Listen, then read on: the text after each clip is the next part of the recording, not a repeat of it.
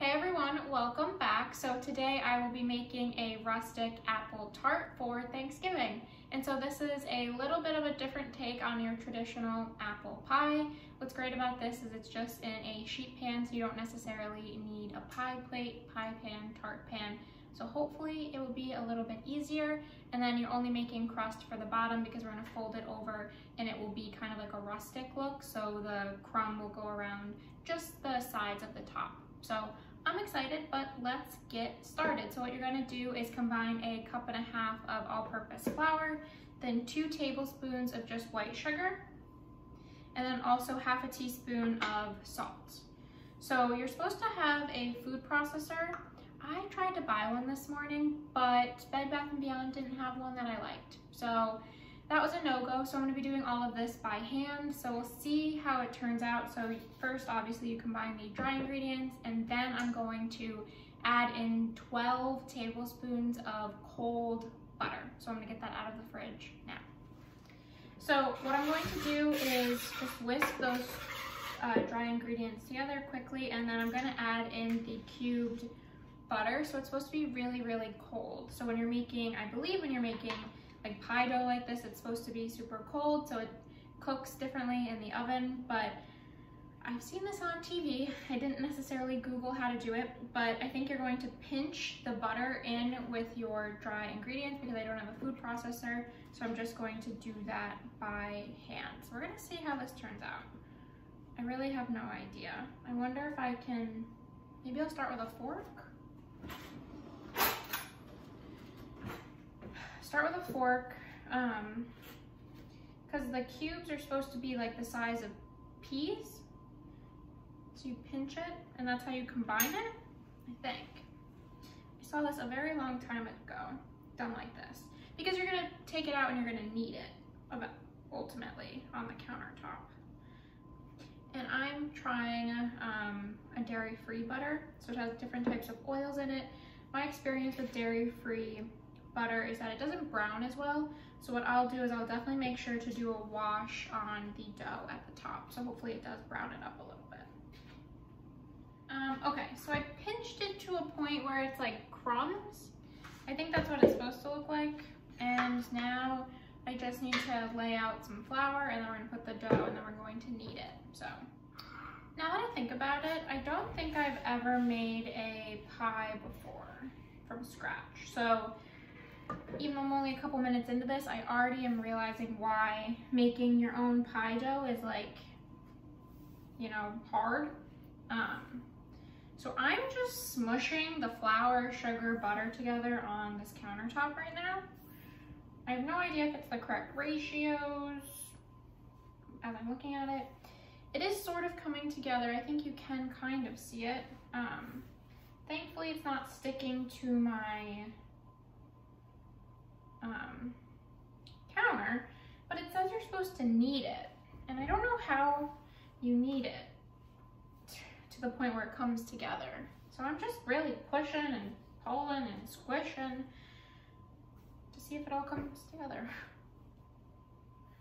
Guys, I'm really getting like flashbacks to the first couple of times I baked because I forgot to add in 1/4 cup of ice water. But it doesn't even look like it needs it. Shoot. Oh no, it's really only 1/4 cup of ice water. Okay. Guys, real flashbacks here. So I'm unkneading it, so it's not in one ball, and now I have to add 1/4 cup of cold water. So I don't know. It just says knead until it comes together into a cohesive ball. We're at that point. I'm not gonna add the rest of the water, so I only used like 1/8 cup. I added a lot more flour though. So now I am supposed to roll it out. I mean, it looks like dough, but I have no idea if it's the right consistency. So I have to flour the surface again, and then going to roll it out into an 8 by 10 inch circle. Guys, it's an adventure. Really getting those flashbacks though to my first couple of times baking. So 8 by 10. 8 by 10.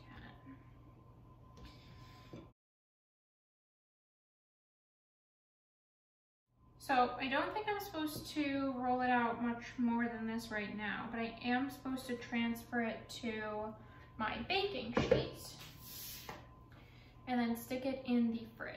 So let's see.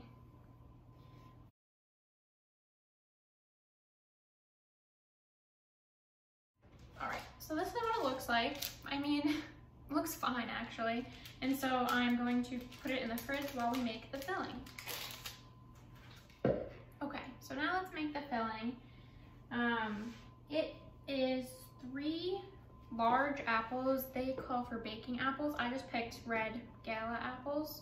And I sliced them pretty thinly, but I tried to make all of them even. Now I'm going to mix this with 2 tablespoons of melted butter, some vanilla extract, some cinnamon, some salt, all the good stuff. So first I'm going to add in 2 tablespoons of the melted fake butter, so vegan butter.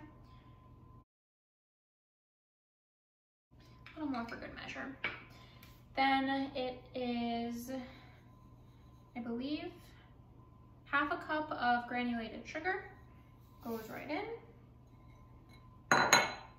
An 1/8 of a teaspoon of salt. And then a full teaspoon of vanilla extract.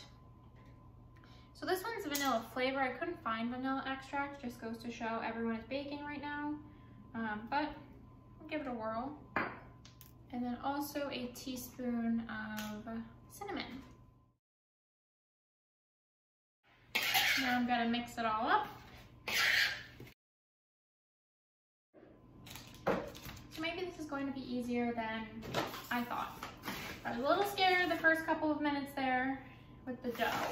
It still could come out chewy just because I kind of, you know, my ratios might not be great. But I'm supposed to roll out the dough more on the parchment paper. So I lightly covered it in flour. And so now I'm just gonna roll it out.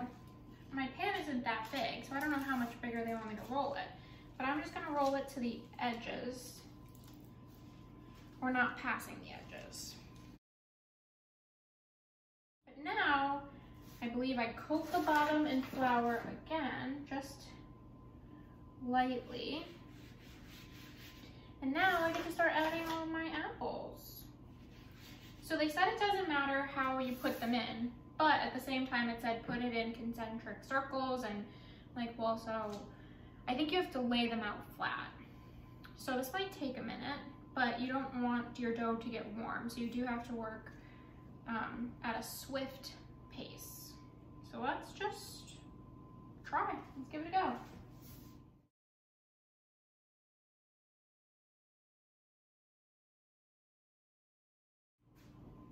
Oh my gosh, okay.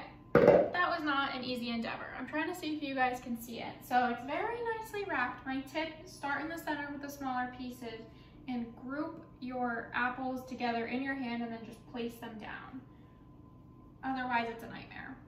So I still have a lot of juices left, so I'm going to just cover the top of them in it, starting in the center because I feel like it will run to the outside. Okay, so now I'm reading the directions and it says to fold it over, so I'm gonna do this ever so slowly, and it says I'm supposed to fold it in tree form.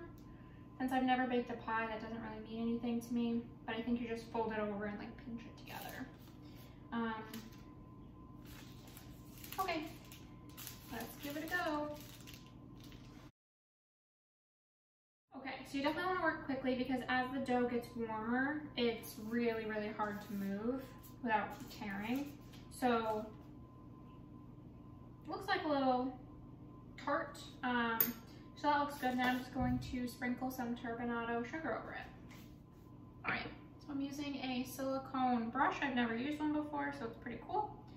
I feel like it's easier to clean. So now I'm just brushing over the dough with the egg wash.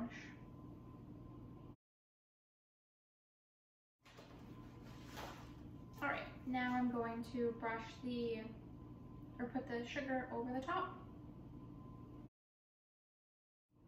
Alrighty, now I have to put it back on the tray and stick it in the fridge to chill for 15 minutes. Alright, so it has been 15 minutes and the tart has been chilling in the fridge. I just took it out and it looks great. I want to show you guys what it looks like before I stick it in the oven. So it honestly came out pretty good. I'm curious to see how the dough is after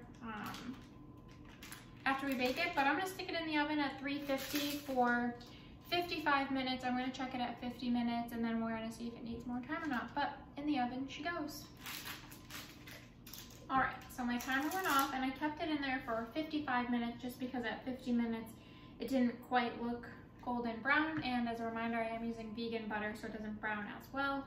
So 55 minutes, and the apples are supposed to be tender, and then the crust is supposed to be all the way cooked, but it looks great to me.